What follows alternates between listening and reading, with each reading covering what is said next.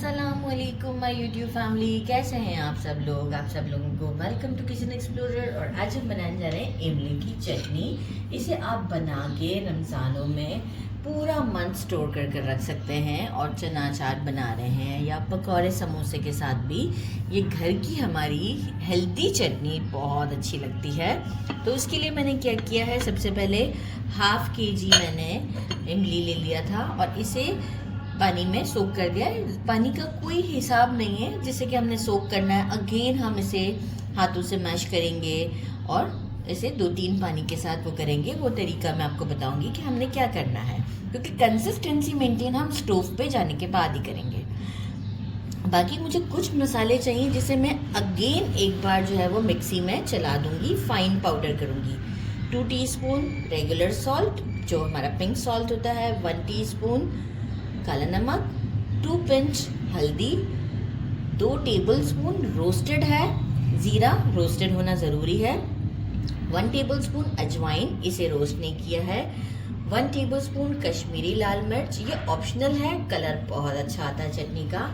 1 tablespoon roasted कुटा हुआ धनिया है, रोस्टेड कुटा हुआ मैं रखती हूँ, आप साबुत भी रोस्ट करके रख सकते हैं क्योंकि हमने पीसना ही है।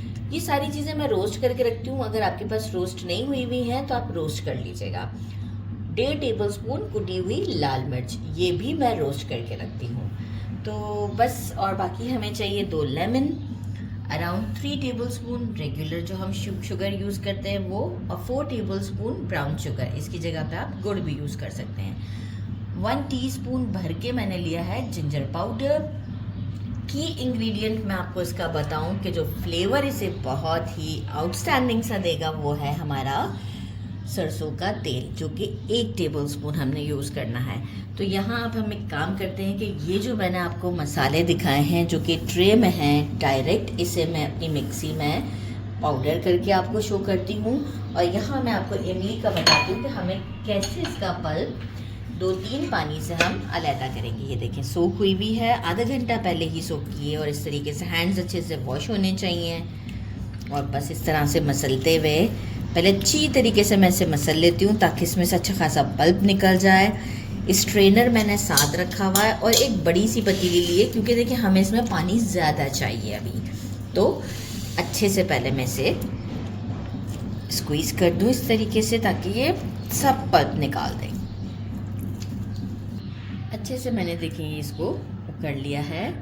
अब हम क्या करते हैं, ये हमारा स्ट्रेनर है, इसमें हम इसे डालते हैं और स्पैचुला की हेल्प से हम इसका जितना भी पल्प है वो निकालने की पहले कोशिश करते हैं।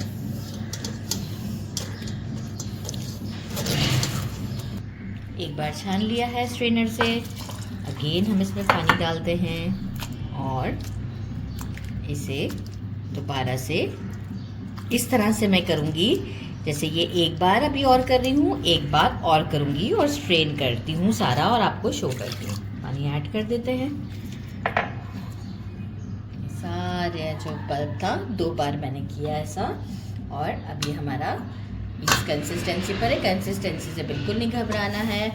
शुगर और ब्राउन शुगर, जिंजर पाउडर, ये मसाला जो ट्रे में मैंने बताया था, इसे देखें कितना फाइन मैंने पीस लिया है। ये हम इसमें ऐड कर देते हैं,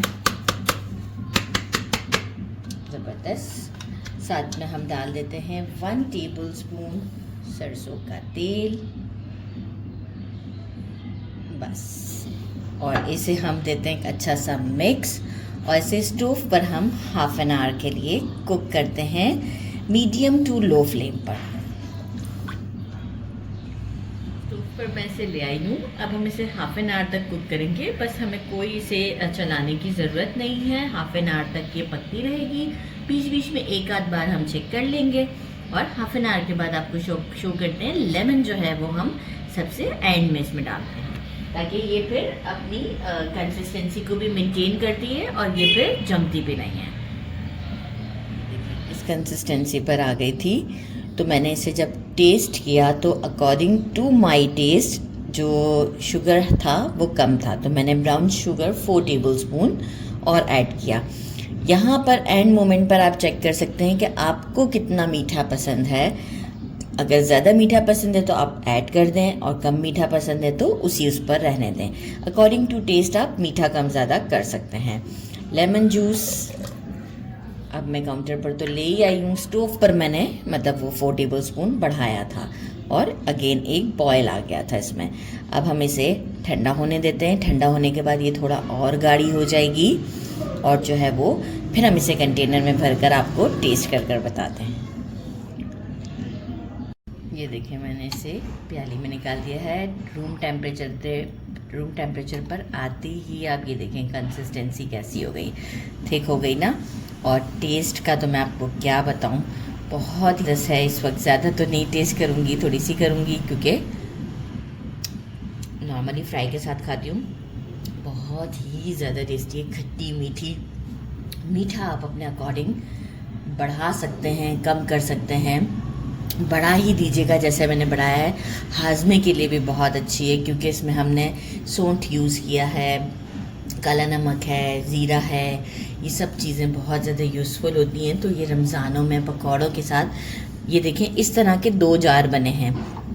ये मैंने एक दूसरे जार से ही निकाला है। इस तरह के 2 जार्स बन गए इतनी क्वांटिटी में, तो बहुत गुड इनफ है। तो ज़रूर ट्राई कीजिएगा। मेरे चैनल को लाइक और सब्सक्राइब करना नहीं भूलिएगा। अपना ख्याल रखिएगा। अल्लाह हाफिज़।